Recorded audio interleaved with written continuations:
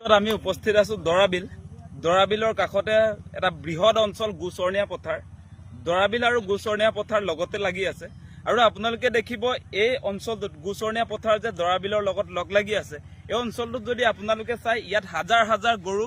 এই মুহূৰ্তটো আসলে চৰি আছে আপোনালোকে দেখিছে বিজেপি চৰকাৰখনে যে গুক মাতা বুলি কয় গুক মাতা বুলি কোৱা এই বিজেপি চৰকাৰখনে এই গু মাতাবিলাকে য'ত চৰি আছে এতিয়া গৰুবিলাক যে চৰি আছে এই গোচৰণীয়া পথাৰ পুতি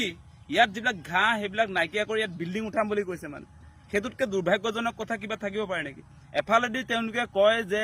খাল বিলবিলাক সংৰক্ষণ কৰিব লাগে আজি শিলহাকুৰ কথা কয় সংৰক্ষণ কৰিব লাগে বুলি কয় দৰাবিলটো কেলে সংৰক্ষণ কৰিব নালাগে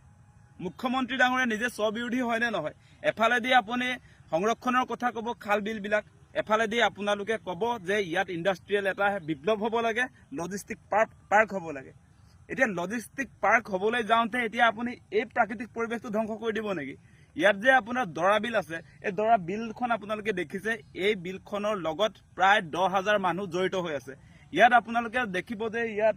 মাছ কাছৰ যিটো আমাৰ জীৱিকা সেইটোৰ লগতো প্ৰায় 3,000-4,000 মানুহে এই জীৱিকাটোত বৰ্তমান সময়ত আচলতে সম্পৰ্কিত হৈ আছে গতিকে তেওঁলোকৰ জীৱিকা ধ্বংস কৰি আনফালেদি আপোনালোকে কেৱল মৎস্য উৎপাদক বা মৎস্যৰ লগত জড়িত ব্যক্তিসকলৰ কথাই নহয় ইয়াত কুমাৰ মানুহবিলাকে আচলতে এই দৰাবিলৰ মাটিৰে তেওঁলোকে মাটিৰ বাচন বৰ্তনবিলাক বনায় কুমাৰ মানুহবিলাক গতিকে তেওঁলোকৰ জীৱিকাটোকেও মানে ধ্বংস কৰি তেওঁলোকে লজিষ্টিক পাৰ্ক বনাব খুজিছে মানে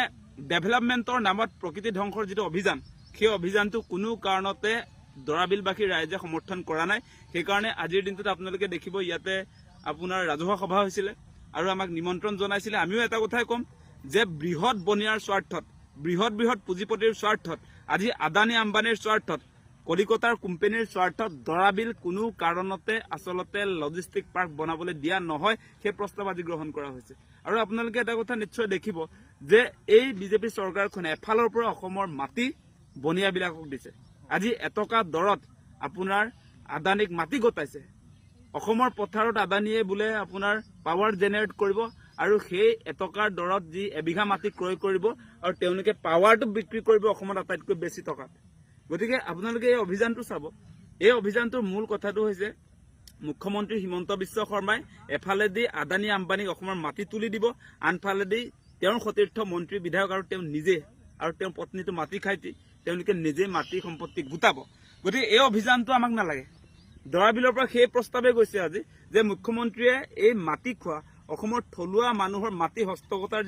কৰাৰ যিটো অভিযান আৰম্ভ কৰিছে সেইটো বন্ধ হ'ব লাগে